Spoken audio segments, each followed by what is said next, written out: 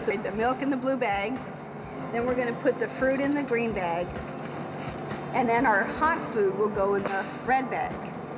This morning we have 2 employees that come in, and they start arranging the breakfast, packing it in coolers, and loading it in wagons. And then 2 children come from each classroom, and they pick up a wagon, and they take it back to their classroom. The whole process takes about an hour and a half.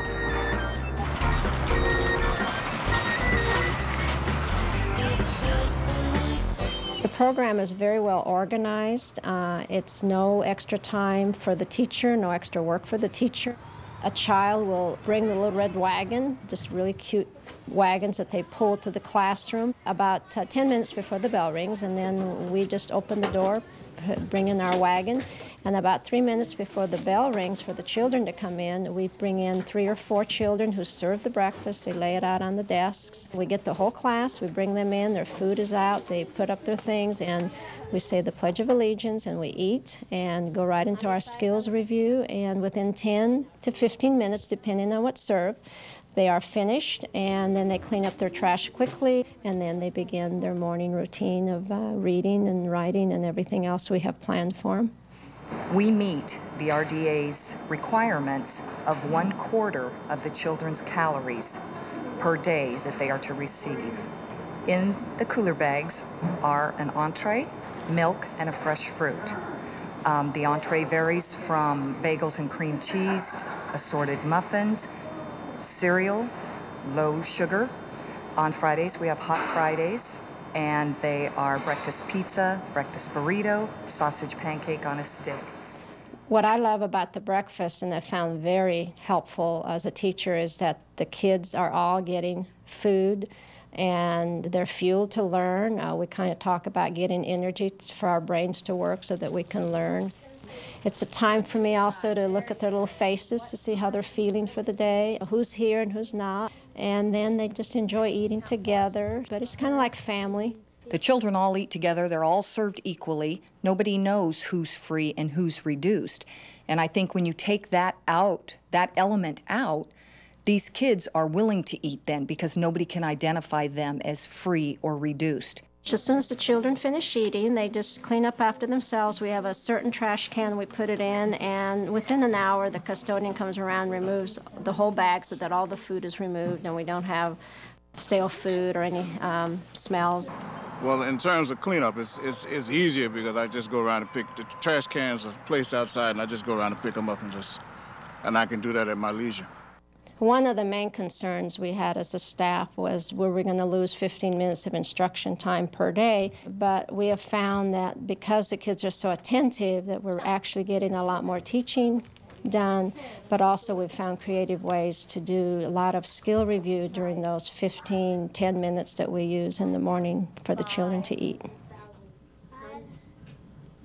They're not thinking about their tummies being hungry, they're eating. Sometimes they'll get up real early at 6 and eat a bowl of cereal, and by 8:30 they're really hungry. Or they get up late, they don't have time to eat breakfast, so I know they're going to get it at school. There were concerns from our parents that this would take away from learning and focus in the classroom.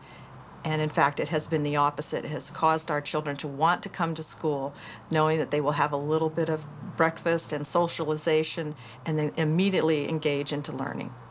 Taking away instructional time was very definitely a concern for all of us, even those of us that knew this was the right thing to do and that there would be benefits. You still wondered what's going to be the cost of this program, not financially, but in instructional time.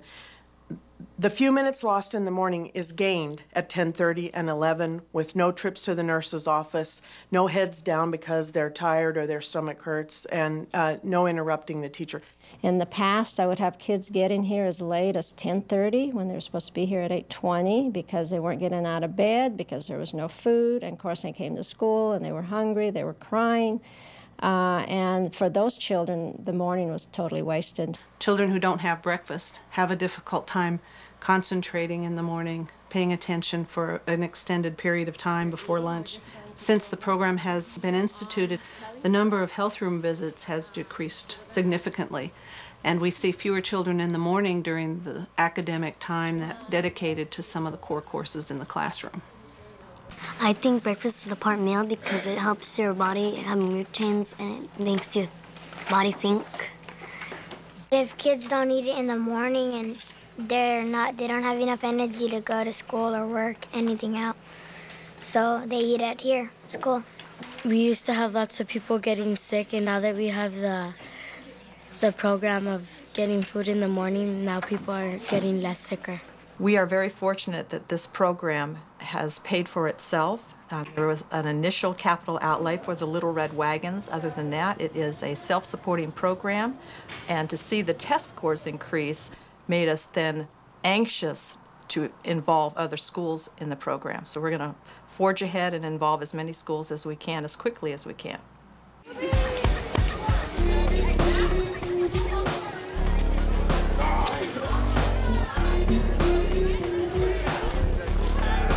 The Grab and Go cart is basically a brunch cart that we take out on the campus with breads, grains, meat alternatives, fruit, vegetables, and fluid milk to get to the students who could not make it to the cafeteria in a timely manner and get back to their classroom.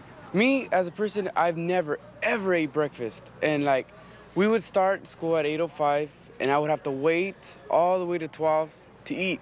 Kids don't have too much time in between classes. They don't have time to run to the cafeteria and sit down for breakfast.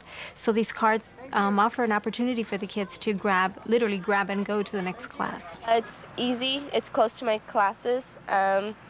Sometimes I'll have them right next to my class so I wouldn't be late, and it's just very convenient for me. It's like in the middle of the day, you got a little brunch, and it's perfect. You know, we could eat whatever you want. You know, it's nutritional, and your stomach is not hurting through third and fourth period. So I like it. It's perfect for me. A lot of times students will say they, haven't had anything to eat in the morning, and then after first period they grab something from the cart, so it's an awesome. I think one of the benefits that I can see is that they keep their stomach full, because I have a lot of kids, especially the girls, that always say that they don't eat. And the fact that the food is there, it gives them an opportunity to actually eat. And I don't hear the complaints. Plus, I see, because I also coach, when they don't eat, I can see how they get real lethargic.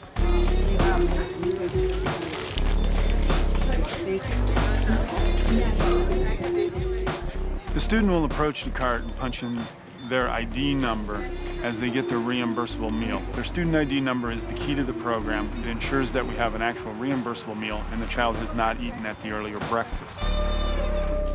I like it. I like it. Just today I was saying the students don't have enough time. 6 minutes is just not enough time. Teachers don't have enough time to get over to the cafeteria a lot of times. So it's a great program. Staff members that I have spoken to around the school district here are excited about the program and very happy to see that the students get something to eat. They have expressed that the students pay better attention, they're more in tune to what's going on, and they're not asking to go get something to eat because they're hungry. With the cafeteria, participation was extremely low, about 125 students out of 900, and now we're feeding 2/3 of the student population with the Grab and Go breakfast carts.